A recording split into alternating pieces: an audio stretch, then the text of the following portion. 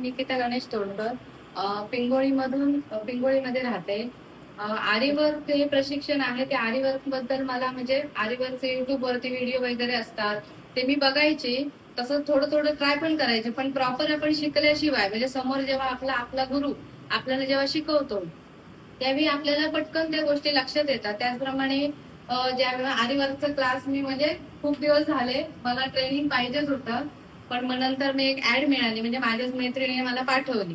ती ऍड बघून मी त्यांना म्हटलं की आपण ते जॉईन करूया, जाऊया. आणि त्याच्यानंतर मग आम्ही जॉईन केलं.